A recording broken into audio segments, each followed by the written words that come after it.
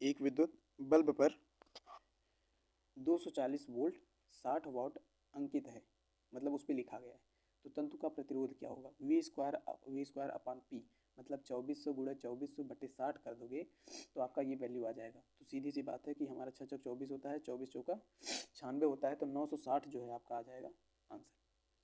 ये हो जाएगा आपका सही आंसर। ठीक है, फॉर्मूला आपको पता है क्या होगा। हमने कहा R is equal to V square upon P. अभी ये फॉर्मूला ये हमने बताया था आपको जस्ट थोड़ी देर पहले।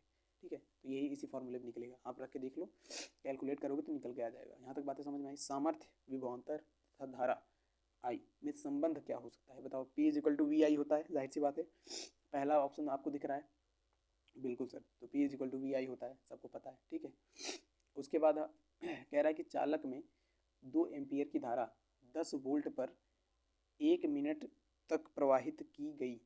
कितने मिनट तक जी, 1 मिनट तक प्रवाहित की गई, तो तार में व्यय हुई विद्युत ऊर्जा का मान होगा। आप सभी को पता है कि ये आपको क्या दिया है, आई दिया है और वी दिया है आपको। ठीक है, और ये 1 मिनट का टाइम दिया है। ये सवाल मैंने आपको अभी थोड़ी देर पहले करके दिखाया था, कितना, 1200 जूल। ठीक, सेम टू सेम सवाल। आप देखो सवाल जो है ना फिर से क्या हो रहे हैं, रिपीट हो रहे हैं। तो ऐसे ही होता है एग्जाम में कि मतलब अब अगर आप लोग एक बार पढ़ लेते हो ना कोई चीज़, वही सवाल अगर लगातार करते रहते हो तो वो देखो क्वेश्चंस जो है ना वहीं से बन के आने वाले, कहीं बाहर से नहीं बन के आएंगे, तो यहीं से बन के, इस बात की गारंटी है। ठीक है, 1 नंबर 2 नंबर के सवाल यह इस वीडियो से फिक्स हो जाएंगे तुम्हारे। ठीक, अब देखो हमने क्या कहा कि एक विद्युत हीटर का जो सामर्थ्य है वो कितना है, 0.5 किलोवाट, और वो कितने मिनट तक उपयोग किया गया जी, 20 मिनट तक उपयोग में लाया गया। तो जो हीट उत्पन्न करेगी वो कितनी होगी। जाहिर सी बात है, आप सभी को पता होना चाहिए कि जो ऊष्मा का मात्रक होता है, पहली बात तो जूल होता है, दूसरी बात ये है कि ऊष्मा का फॉर्मूला आपको पता है कि एच इज इक्वल टू क्या होता है, बताइए। एच इज इक्वल टू आपका क्या होता है, बताओ।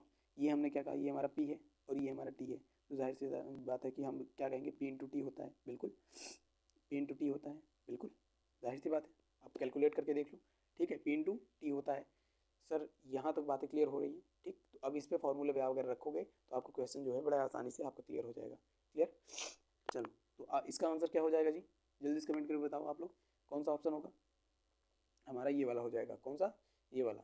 सर ये वाला क्यों होगा, क्योंकि हम भाई इसको, हम जो है मिनट को हम सेकंड में कन्वर्ट करेंगे, सेकंड में कन्वर्ट करेंगे। अगर कन्वर्ट करोगे तभी तो काम बनेगा। देखो अब इसको मैं यहाँ पर करके दिखा रहा हूँ आप लोगों को, नहीं तो फिर आप लोग कहोगे कि सर गड़बड़ कर दिए। हमने कहा आपको दिया गया है क्या क्या क्या दिया गया है जी, इसमें दिया है 5 किलोवाट पी दिया है, उसके बाद क्या दिया है इसने, 20 मिनट दिया है। ठीक है, तो अब हमने क्या किया, यहाँ पर हमने कहा पी इज इक्वल टू क्या हो गया, पी इज इक्वल टू 0.5, उसके बाद ये पॉइंट है। ठीक, उसके बाद हमने कहा टी इज इक्वल टू क्या है, 20 मिनट। 20 मिनट को अगर आप किस में कन्वर्ट करोगे, सेकेंड में कन्वर्ट करोगे, तो ये कितना हो जाएगा, 20 इंटू 60, कितना, 60, तो 6 दूनी 12 हो गया, बिल्कुल 1200। ठीक, ये क्या है, सेकेंड में हो गया, किस में हो गया, सेकेंड में। और ये क्या है हमारा, ये हमारा किस में है, ये हमारा क्या है, ये किलोवाट है, किलोवाट। ठीक, और ये सेकेंड। तो अब जब इनको मल्टीप्लाई करोगे तो ये क्या हो जाएगा, 12×5 = 60, 12×5 = 60, 000, और उसके बाद ये दशमलव यहाँ पर आ जाएगा, ये इतना हुआ। अब इसके बाद जो है आपका 600 हुआ। यहाँ तक बातें क्लियर हुई। देखो यहाँ पर जो है आप लोगों को ये जो 600 आपको दिख रहा है ना, 600, ये एक्चुअल में क्या है, ये हमारा किस में है जी, ये हमारा किलोवाट में था। ये वाला पोर्शन आप देख रहे हैं किलोवाट में था। अगर इसको आप कन्वर्ट करेंगे वाट में तो कितना हो जाएगा, ये हो जाएगा हमारा कितना, 500 वाट। तो अगर आप 500 और 600 को, मतलब अगर आप 500 के और 1200 को मल्टीप्लाई करेंगे तो कितना आ जाएगा ये जी हमारा, ये आ जाएगा मतलब 12×5 = 60, उसके बाद ये हो जाएगा 4 जीरो। ठीक है, तो कितने जीरो हुए जी, ये हमारे कितने हो गए, 5 हो गए टोटल। तो हमने कहा 6×10⁵ लिख सकते हैं इसको, 10⁵5 लिख सकते हैं, बिल्कुल। तो यही आपका आंसर हो जाएगा जूल में, बिल्कुल क्लियर। तो ये जो ऑप्शन नंबर आपका डी है ये आपका सही है। ठीक, यहाँ तक बातें क्लियर हुई, ये आपका 100% सही है।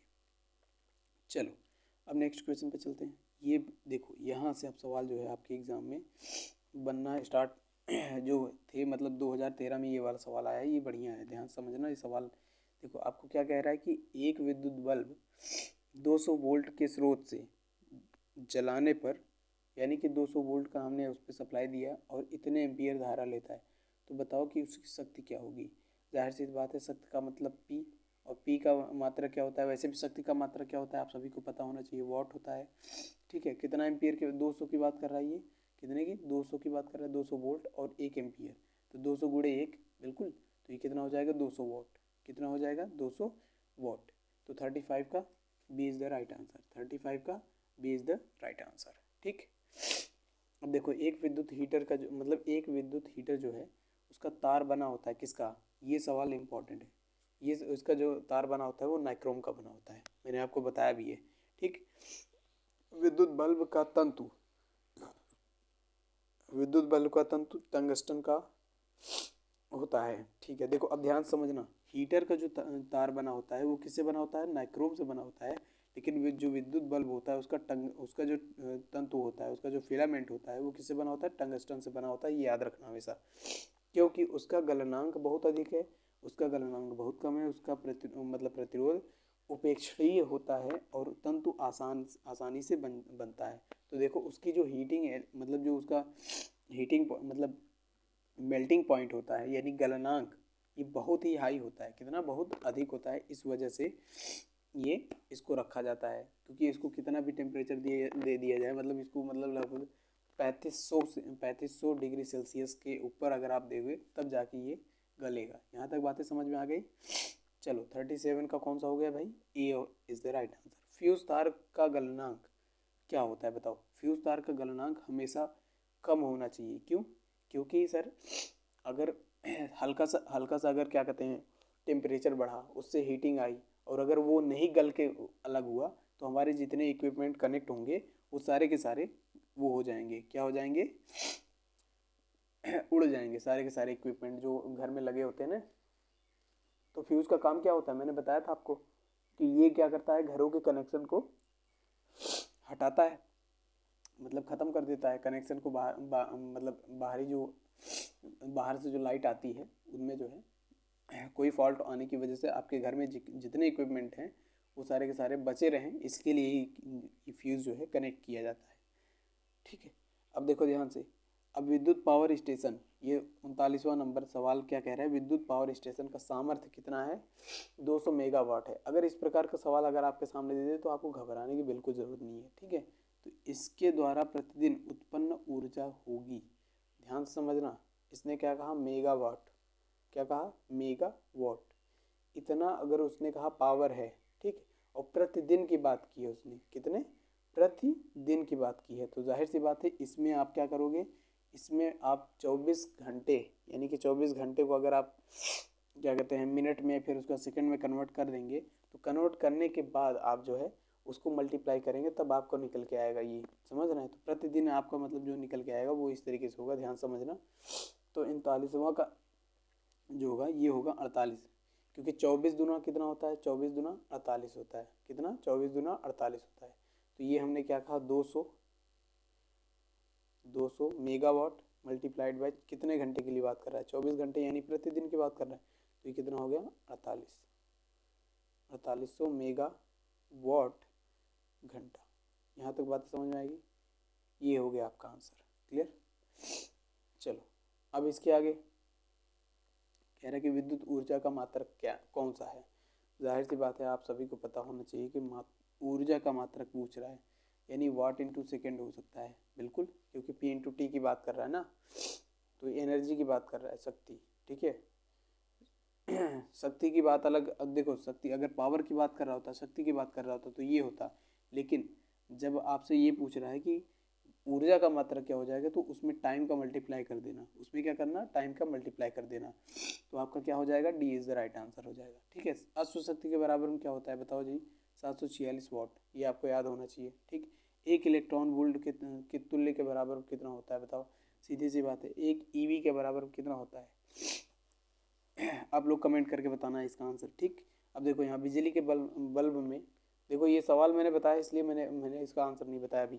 ठीक है, हो सकता है अभी थोड़ी देर आप जल्दी कमेंट कर बताओगे तो आंसर मैं आपको बताऊंगा। ठीक, चलो, बिजली के बल्ब का फिलामेंट किससे बनता है, जाहिर सी बात है कि जो बल्ब का फिलामेंट होता है वो किसके, टंगस्टन से बना होता है, जाहिर मैंने अभी थोड़ी देर पहले बताया। ठीक, तो अगर 42 की बात कर ली जाए तो ये हो जाएगा सेम टू सेम वही, इसका वैल्यू उतना ही आता है।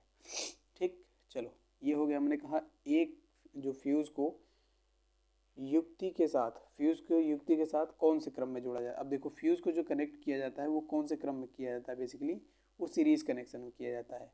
ठीक है, किसमें, सीरीज़ कनेक्शन में किया जाता है। अमीटर को कैसे जोड़ते हैं, ठीक है, अमीटर को भी किसमें जोड़ते हैं, सीरीज़ में जोड़ते हैं, हमेशा याद रखना। ठीक है, फ्यूज़, एमीटर ये सब के सब सीरीज़ में कनेक्टेड होते हैं। ठीक, अब सुनो, ये कह रहा है कि दो बिंदुओं के बीच विभवांतर कैसे प्रकट किया जाता है। जाहिर सी बात है कि ये फार्मूला आपको बताना है, सीधी सी बात है। तो हमने क्या बताया था आपको, ये पहला आंसर हो जाएगा बिल्कुल, V=W/Q। सर क्यों, क्योंकि हमने चार्ज पे काम किया ना, वही तो हमारा तो विभवांतर होता है। ठीक, यहाँ तक बातें क्लियर हुई। चलो, तो 46 का आंसर हो गया क्लियर। ठीक है, अब 47 की बात करते हैं। तो हमने कहा कि सुचालक के एक बिंदु से दूसरे बिंदु तक एक कूलाम, कितने कूलाम, एक कूलाम आवेश को ले जाने पर किया गया कार्य कहलाता है। सीधे से सवाल वही पूछ रहा है कि विभव की बात कर रहा है, किसकी बात कर रहा है, विद्युत विभव की बात कर रहा है। तो 47 का ए, ठीक, सॉरी, अगर एक बिंदु से दूसरे बिंदु तक की बात करता तो ये विभवांतर होता है। क्यों, और विभव क्यों नहीं होगा सर, विभव इसलिए नहीं होगा क्योंकि विभव तब होगा जब वो अनंत से बात करेगा। कब, कहाँ से, अनंत से बात करेगा। तो विभव के बारे में और विभवांतर के बारे में बेसिक डिफरेंस यही होता है। ठीक है, चलो, तो ये हो गया कहानी। एक आवेशिक सुचालक का विभव जो है 10 वोल्ट है। ठीक है, आपको V पता है और यहाँ कूलाम दे दिया, एक मतलब Q बराबर दे दिया। तो अब आपसे जो ले जाने में किए गए कार्य के बराबर मतलब W पूछ रहा है, तो W बराबर क्या हो जाएगा, V/Q हो जाएगा। ठीक है, मल्टीप्लाई कर दो आप। जब मल्टीप्लाई करोगे तो ये कितना हो जाएगा, 10 × 1 कितना आ जाएगा भाई, 10 जूल आ जाएगा। क्लियर, सारी बातें क्लियर हो रही हैं, बिल्कुल सर। चलो, ये हो गया 48 और 49 के बारे में बात करते हैं। 1 किलोवाट के हीटर में विद्युत धारा, देखो अब यहाँ पर कहानी क्या कह रहा है कि विद्युत धारा प्रवाह होगा, हमें करंट पता करना है और V पता है आपको और क्या दिया है, P पता है। तो V और P अगर आपको पता है तो जाहिर सी बात है करंट कैसे पता करोगे, मैंने फार्मूला आपको बताया था। ठीक है, फार्मूला आपको बताया था। ये क्वेश्चन आप लोग जो है होमवर्क के तौर पे आप रख लो। 49 का जो है आप होमवर्क के तौर पे रखो, इसको मैं नहीं बताऊंगा अभी आप, और क्वेश्चन करके आप आंसर बता देना। ठीक, क्लियर। चलो, कमेंट में बताना है आपको आंसर। चलो, ताप बढ़ाने पर किसी चालक का विद्युत प्रतिरोध, ताप बढ़ाने पर रेजिस्टेंस हमेशा बढ़ता है। क्या होता है जी, किसी चालक का जो विद्युत प्रतिरोध होता है वो हमेशा कैसे होता है, बढ़ता है ताप बढ़ाने के बाद। ठीक है, क्योंकि वो प्रोपोर्शनल होता है। मैंने आपको जब रेजिस्टेंस पढ़ाया था तो उसमें सारी की सारी बातें बताई थी। ठीक, अब ये देखो, समान विद्युत शक्ति के ताप दीप्त बल्ब तथा हीटर में से किसमें प्रकाश अधिक होगा।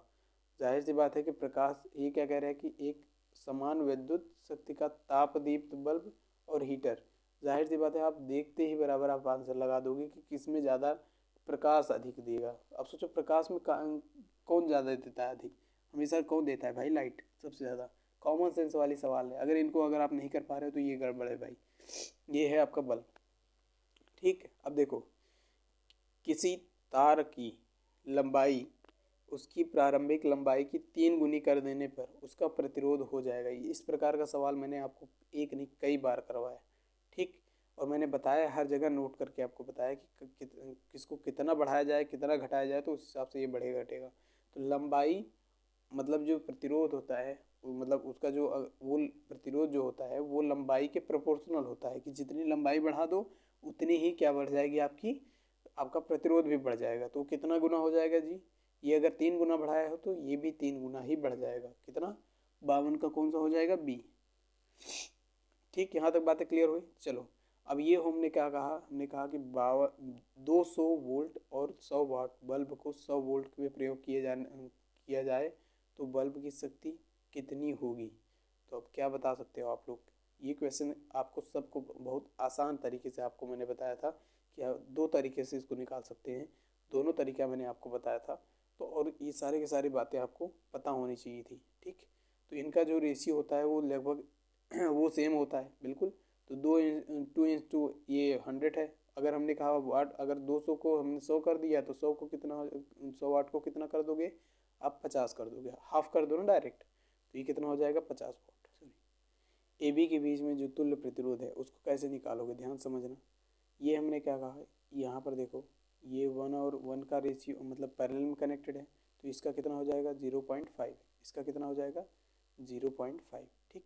और ये कितना हो जाएगा 0.5, तो 0.5 आप जोड़ोगे तो कितना आ जाएगा 1.0 आ जाएगा, कितना, तो 1 ohm is the right answer, C is the right answer, ठीक।